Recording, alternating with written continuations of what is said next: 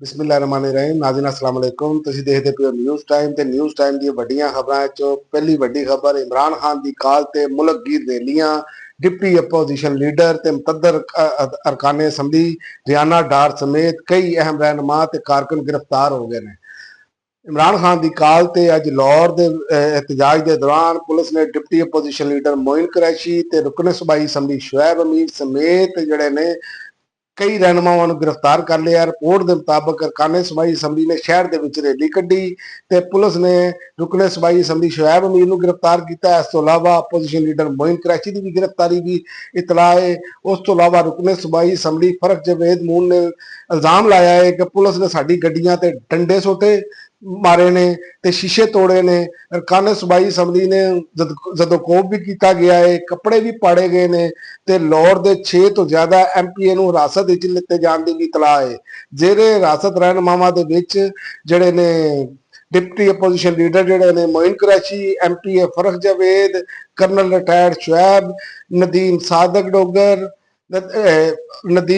ਡੋਗਰ, ख्वाजा सलाहुद्दीन ਤੇ ਅਮੀਰੁल्लाह खान ਤੇ ਇਕਬਾਲ ਖਟਕ ਵੀ ਸ਼ਾਮਲ ਨੇ ਤੇ ਉਮਰ ਅਯੂਬ ਤੇ ਸ਼ਿਬਲੀ ਫਰਾਜ਼ ਤੇ ਹਾਮਦ ਰਜ਼ਾ ਤੇ ਦਰਤਾਜ ਗੁਲ ਸਮੇਤ ਜਿਹੜਾ ਹੈ 9 ਅਰਕਾਨੇ ਪਾਰਲੀਮੈਂਟ ਜਿਹੜੇ ਨੇ ਉਹ ਨਾਅਹਲ ਕਰਾਰ ਦੇ ਦਿੱਤੇ ਗਏ ਨੇ।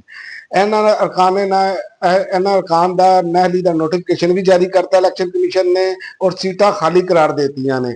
ਫੈਸਲੇ ਦੇ ਤਹਿਤ ਸੈਨੇਟ ਤੇ ਕੌਮੀ ਅਸੈਂਬਲੀ ਦੇ ਅਪੋਜੀਸ਼ਨ ਲੀਡਰ ਦੀ ਨਿਸ਼ਸਤਾਂ ਖਾਲੀ ਹੋ ਗਈਆਂ ਨੇ। ਕੌਮੀ ਅਸੈਂਬਲੀ ਦੀਆਂ 5 ਤੇ ਸੈਨੇਟ ਦੀ 1 ਨਿਸ਼ਸਤ ਖਾਲੀ ਹੋਈ ਹੈ ਤੇ ਪੰਜਾਬ ਅਸੈਂਬਲੀ ਦੀਆਂ 3 ਨਿਸ਼ਸਤਾਂ ਖਾਲੀ ਹੋਈਆਂ ਨੇ। ਇਸ ਤੋਂ ਇਲਾਵਾ ਅਵਾਮ ਤੋਂ ਮੁਸਲਸਲ ਗੈਰ ਹਾਜ਼ਰੀ ਤੇ ਸ਼ੇਖ ਵਕਾਸ ਅਕਰਮ ਦੀ ਨਿਸ਼ਸਤ ਵੀ ਜਿਹੜੀ ਹੈ ਉਹ ਵੀ ਖਤਰੇ 'ਚ ਪੈ ਗਈ ਹੈ। ਕੌਮੀ ਅਸੈਂਬਲੀ ਤੋਂ ਮੁਸਲਸਲ ਗੈਰ ਹਾਜ਼ਰੀ ਦੀ ਵਜ੍ਹਾ ਨਾਲ ਸਪੀਕਰ ਇਜਾਜ਼ ਸਾਦਕ ਨੇ ਛੁੱਟੀ ਦੀ ਦਰਖਾਸਤ ਦਿੱਤੇ ਬਗੈਰ ਸ਼ੇਖ ਵਕਾਸ ਅਕਰਮ ਨੂੰ ਕਿਹਾ ਕਿ ਤੁਸੀਂ ਛੁੱਟੀ ਕੀਤੀ ਹੈ। ਸ਼ੇਖ ਵਕਾਸ ਅਕਰਮ ਨੂੰ ਵਾਰਨਿੰਗ ਦਿੱਤੀ ਹੈ ਤੇ ਰੁਕਨੀਅਤ ਜਿਹੜੀ ਹੈ ਉਹ ਖਤਮ ਕਰਨ ਦਾ ਇਸ਼ਾਰਾ ਵੀ ਦੇ ਦਿੱਤਾ ਹੈ। ਉਸ ਤੋਂ ਇਲਾਵਾ ਪਿਸ਼ਾਵਰ ਦੇ ਵਿੱਚ PTI ਕਾਰਕੁਨਾਂ ਨੇ ਵਜ਼ੀਰ ਆਲਾ ਦਾ ਕਾਫਲਾ ਰੋਕ ਲਿਆ ਤੇ ਡੀ ਚੌਕ ਜਾਣ ਦੇ ਨਾਅਰੇ ਲਾਏ। ਤਹਿਰੀਕ ਇਨਸਾਫ ਦੇ ਕਾਰਕੁਨਾਂ ਨੇ ਵਜ਼ੀਰ ਆਲਾ ਦਾ ਕਾਫਲਾ ਰੋਕਿਆ, ਉਹਨਾਂ ਦੇ ਕੰਟੇਨਰ ਦੇ ਸਾਹਮਣੇ ਸੜਕ ਤੇ ਬਹਿ ਗਏ ਤੇ ਵਜ਼ੀਰ ਆਲਾ ਕੰਟੇਨਰ ਤੇ ਚੜੇ ਤੇ ਕਾਰਕੁਨਾਂ ਨੇ ਨਾਅਰੇ ਲਾਣੇ ਸ਼ੁਰੂ ਕਰ ਦਿੱਤੇ ਕਿ ਡੀ ਚੌਕ ਜਾਇਆ ਜਾਏ। ਉਸ ਤੋਂ ਇਲਾਵਾ ਵਫਾਕੀ ਹੁਕੂਮਤ ਨੇ ਅਪੋਜੀਸ਼ਨ ਨੂੰ 26ਵੀਂ ਆਈਨੀ ਤਰਮੀਮ ਤੇ ਮੁਜ਼ਾਕਰਾਤ ਦੀ ਦਾਵਤ ਦੇ ਦਿੱਤੀ ਹੈ। ਕੌਮੀ ਅਸੈਂਬਲੀ ਦੇ ਵਿੱਚ ਵਜ਼ੀਰ ਕਾਨੂੰਨ ਆਜ਼ਮ ਨਜ਼ੀਰ ਤਾਰੜ ਨੇ ਆਖਿਆ ਕਿ ਸਾਡੇ ਨਾਲ ਬੈਠੋ ਤੇ ਸਾਨੂੰ ਦੱਸੋ ਤਰਮੀਮ ਨੂੰ ਕਿਵੇਂ ਬਿਹਤਰ ਕੀਤਾ ਜਾਏ। ਅਸੀਂ ਕੱਲ ਵੀ ਤਿਆਰ ਸਾਂ, ਅਸੀਂ ਅੱਜ ਵੀ ਤਿਆਰ ਹਾਂ। ਉਹਨਾਂ ਕਿਹਾ ਮਾਹੌਲ ਗਰਮ ਕਰਨ ਨਾਲ ਜਾਂ ਕਾਗਜ਼ ਪਾੜਨ ਨਾਲ ਮਸਲਾ ਹੱਲ ਨਹੀਂ ਹੋਏਗਾ।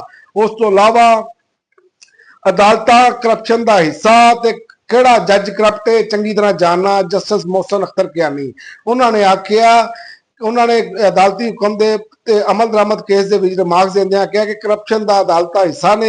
ਸਾਡਾ ਕਿਹੜਾ ਜੱਜ ਕਰਪਟ ਹੈ ਮੈਂ ਚੰਗੇ ਤਰੀਕੇ ਨਾਲ ਜਾਣਨਾ ਵਾਂ। ਤੇ ਲਾਹੌਰ ਬੇਵਾ ਨੂੰ ਤਾਯਾਦ ਪੈਨਸ਼ਨ ਤੇ 5ਵੀਂ ਤੇ 8ਵੀਂ ਕਲਾਸ ਦਾ ਇਮਤਿਹਾਨ ਸਰਕਾਰੀ ਸਤ੍ਹਾ ਤੇ ਲੈਣ ਵਾਸਤੇ ਅਹਿਮ ਇਕਦਾਮਾਤ ਦੀ ਮਨਜ਼ੂਰੀ ਦੇ ਦਿੱਤੀ ਗਈ ਹੈ।